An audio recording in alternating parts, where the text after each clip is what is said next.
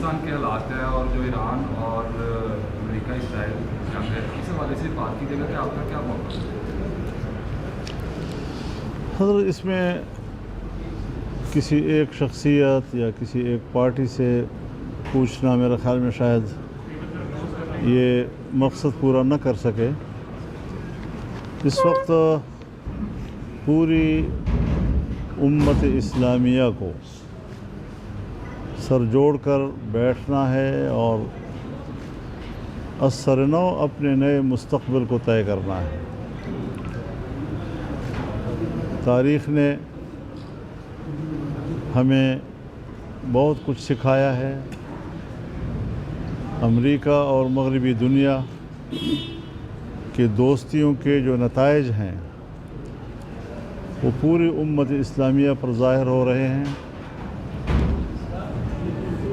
جو کام 4-5 دہائیوں سے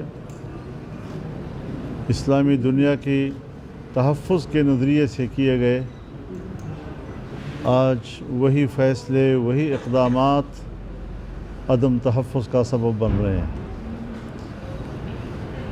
فلسطین صرف ایران کا مسئلہ نہیں ہے، بیت المقدس صرف ایران کا مسئلہ نہیں ہے، پوری امت مسلمہ کا مسئلہ ہے۔ اور امت کی سطح پر ایک متحدہ موقف اور مضبوط موقف لینے کی ضرورت ہے۔ لیکن بدقسمتی سے ہم اپنے داخلی لڑائیوں سے ہمکنار ہو گئے ہیں، اس میں ہم الجھ گئے ہیں۔ یقیناً ہمارے سامنے القدس کا مسئلہ بھی ہے، فلسطین کا مسئلہ بھی ہے، اس کی آزادی کا مسئلہ بھی ہے۔ عرب دنیا کے لیے ہمارے خیر سگالی کے جذبات بھی ہیں، ان کی دوستی اور ان کی ترقی ہمارا مقصود ہے۔ لیکن پاکستان میں آج ہم جن حالات سے دوچار ہیں، انڈیا کی طرف ہماری پوری سرحد اس وقت حالت جنگ میں ہے، افغانستان کی طرف سے ہماری پوری مغربی سرحد جنگ کی طرف چلی گئی ہے۔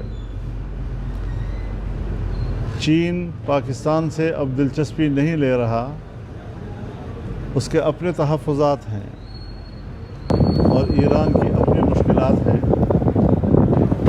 ان حالات میں ہم کسی کی پالیسیوں پر بحث کرنے یا ان پر تنقید کرنے اور یہ کہنے کہ تم غلط ہو اور میں صحیح ہوں، شاید یہ کافی نہ ہو۔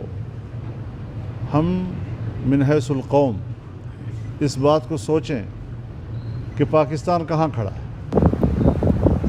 پاکستان بمقابلہ انڈیا، پاکستان بمقابلہ افغانستان، پاکستان ایران تعلقات، پاکستان سعودی عرب تعلقات، پاکستان خلیجی تعلقات، پاکستان اسرائیل، پاکستان امریکہ، پاکستان بیت المقدس، اس تمام تر حصار میں پاکستان کی پوزیشن کیا ہے؟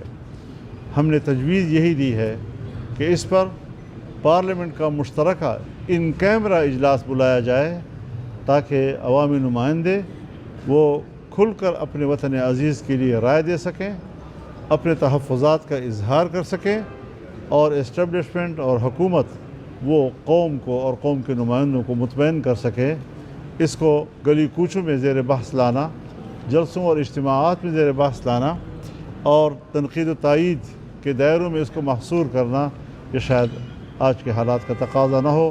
ہم نے پاکستان کے لیے سوچنا ہے، اس کے مستقبل کے لیے سوچنا ہے، اور پرامن اور اچھے پڑوسیوں کو ہم نے تلاش کرنا ہے، اور ہم نے اس کے لیے سیاسی اور سفارتی راستے اختیار کرنے ہیں، تحمل اور برداشت کا راستہ اختیار کرنا ہے۔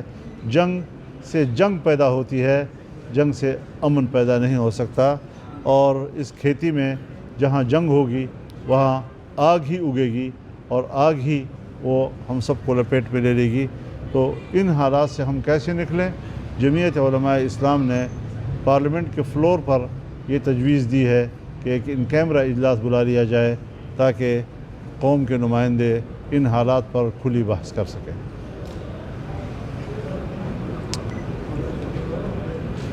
مولانا صاحب، پاکستان کی موجودہ سیاسی صورتحال کے حوالے سے کیا کہیں گے؟ مثلاً مطلب کہ گورنر کراچی کو تبدیل کیا گیا ہے اور اس یہ تو معمول کی باتیں ہیں. جو حکومت کی جو اتحادی جماعتیں ان میں کوئی اختلافات ہیں؟ نہیں، یہ تو معمول کا مسئلہ ہے. اس پر میں کیوں رد عمل دوں؟ اس پر رد عمل دیں حکومتی اتحادی، کیونکہ وہ گورنر تو ایک اتحادی جماعت کا ہے جو حکومت کا اتحادی ہے، اس کا نمائندہ تھا، بعد میں تبدیل کر دیا گیا. تو یہ ان کا معاملہ ہے. ہم کسی دوسرے گھر میں جھانکنے کے لیے تیار نہیں ہوتے. مہربانی، بہت شکریہ. شکریہ.